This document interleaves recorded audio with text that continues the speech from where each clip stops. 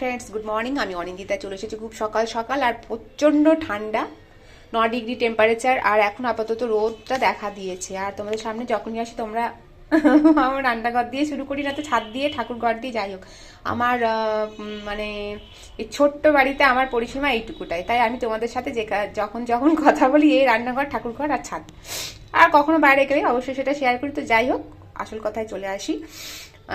এখন চলেছি রান্নাঘরে, আর দেখতে পাচ্ছ পুরো ধোঁয়া ছাড়া আলু। তো আজকে আমি বানাবো সাদা আলুর দম। শীতকালে আলুটা না ভীষণ ভালো লাগে, গরম গরম যেটা। তো এই দেখো বানিয়ে অলরেডি আমি এটা একটা সিটি মেরে নিয়েছি, বেশি না, ছোট একটু, যেটা বড় সেটা আধা করে নিয়েছি, আর ছোটগুলো গোটায় রেখেছি।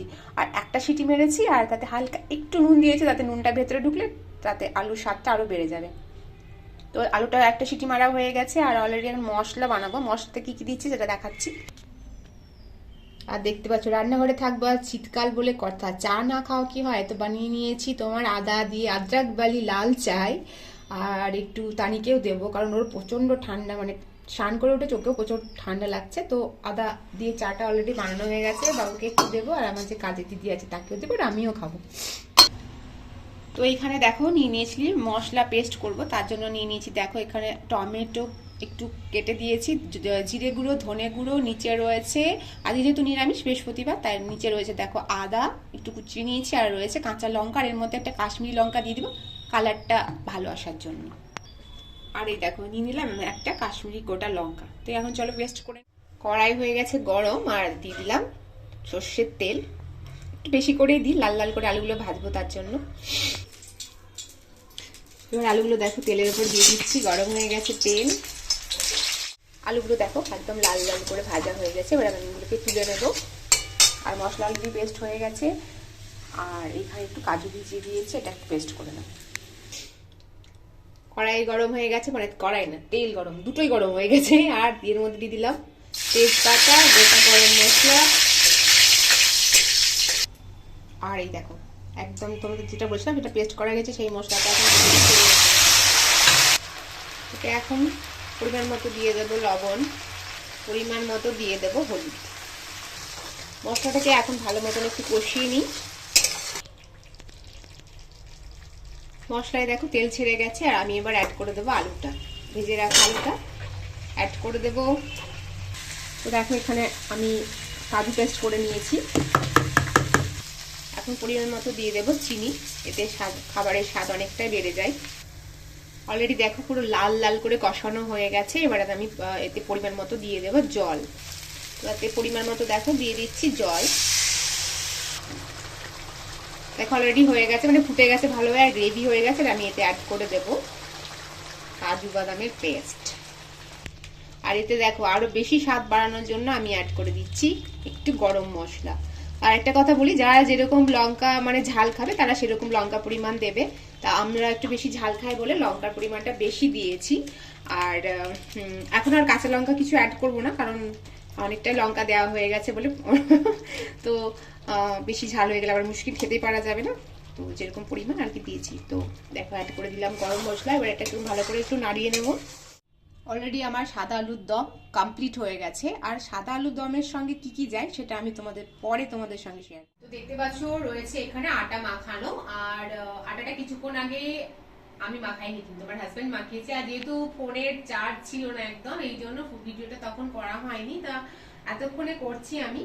আটাটা প্রায় 1-1.5 ঘন্টা মাখানো হয়ে গেছে সন্ধ্যের সময়তে। তো অ্যাকচুয়ালি আমার হাজবেন্ড করতে চলেছে মেয়ের আবদারে মটরশুটির কচুরি। তো আটাটা অলরেডি মাখানো হয়ে গেছে, আর এতে দিয়েছে ময়দা, কিছুটা সুজি, আর হচ্ছে গিয়ে বেসন। সবকিছু দিয়ে ভালো করে মাখিয়ে ঘি দিয়ে ভালো করে ময়াম করে নিয়েছে। আর এটা ঠান্ডা জল দিয়ে মাখিয়েছে। তো বেশিক্ষণ যত আগে মাখানো হবে আটাটা তত বেশি নরম হবে। তো আটার কাজ কমপ্লিট হয়ে গেছে। আর এতে দেখতে পাচ্ছ যেটা মেইন ইনগ্রিডিয়েন্ট, সেটা হচ্ছে মানে মেইন যেটা কচুরির মশলা, মটরশুঁটি। তো মটরশুঁটি অলরেডি এটাও কিছুক্ষণ আগে পেস্ট করে রেখে দিয়েছি। এর মধ্যে দেওয়া রয়েছে আদা, লঙ্কা, একসঙ্গে ভালো করে পেস্ট করে এর সঙ্গে মাখানো হয়েছে। তারপরে এটা যেটা অ্যাকচুয়ালি মটরশুঁটির একটা জল বেরোয়, তো সেই জলটা শুকনো করার জন্য একটা ফ্রাইং প্যানে ভালো করে কষিয়ে নিয়েছে। আর এর মধ্যে জিরে গুঁড়ো, ধনে গুঁড়ো হালকা দেওয়া হয়েছে। আর একদম এটা শুকনো করে একদম দলা ভাবে দেখো রাখানো হয়েছে। তো এই এত অব্দি প্রসেসিং করা রয়েছে, এরপরে যেটা আসল কাজ সেটা বাকি রয়েছে, তো সেটা একটু পরে করবে। আর মেয়ে আবদার করেছে, আর বাবা কি না করে পারে বলো? বাবারা সবসময় চেষ্টা করে মেয়েরা যখন যেটা আবদার করে সেটা করার, তার সাধ্য কেন সাধ্যের বাইরে গিয়েও চেষ্টা করে। তো যাই হোক, এই প্রসেসিং এর পরে আবার শুরু হবে, একটু ওয়েট। তো অলরেডি দেখো, দেখতে পাচ্ছ মটরশুঁটির কচুরি ভাজা অল একদম কমপ্লিট। আর তখন যে আলুর দমটা বানিয়েছিলাম অ্যাকচুয়ালি এই কচুরির জন্যই বানিয়েছিলাম। তো আলুর দমটা কচুরি হোক, রুটি, পরোটা, এগুলো সব দিয়ে বেশি ভালো লাগবে খেতে। আর ভাত দিয়েও চলবে, মানে সব কিছু দিয়ে চলবে, বাট এগুলো দিয়ে খেলে আরও বেশি টেস্টি। তো তোমরা এইভাবে শীতে বানিয়ে ফেলো মটরশুঁটির কচুরি। আর এটা আজকে আমাদের ডিনার। শোনো, কেমন লাগছে খেতে বলো? স্বাদ কেমন হয়েছে? নিজে করেছো, নিজে বলো কেমন স্বাদ হয়েছে। আর আলুর দমটা কেমন হয়েছে সেটা বলো। সাদা আলুর দম ফাটাফাটি কেস। তো রেজাল্ট পেয়ে গেছি, খুব সুন্দর হয়েছে দুটোই, আমারটাও আর সোনুরটাও। আর মেয়ের স্বাদটা পূরণ হয়ে গেল, শীতে বলেছিল কচুরি খাবে, মটরশুঁটির কচুরি। তো ডান, কমপ্লিট। আর শীতেরটা হচ্ছে তোমার, শীতকালটা হচ্ছে খাবার, মানে খাবার সিজন, এভরিথিং সব কিছু। আর শীতকালটা সত্যি খেয়ে আরাম, আর যাই হোক না কেন খেয়ে আরাম। তো তোমরা এইভাবে বানিয়ে ফেলো সাদা আলুর দম আর মটরশুঁটির কচুরি। তো সবাই ভালো থেকো, সুস্থ থেকো, আমরা ডিনার কমপ্লিট করে নিই। আর সবাই ভালো থেকো, যারা আমার চ্যানেলটাকে এখনো সাবস্ক্রাইব করোনি তারা অবশ্যই অবশ্যই সাবস্ক্রাইব করে আমার পাশে থেকো, মানে আমাদের পাশে থেকো। আর চলো, tata, bye bye, good night.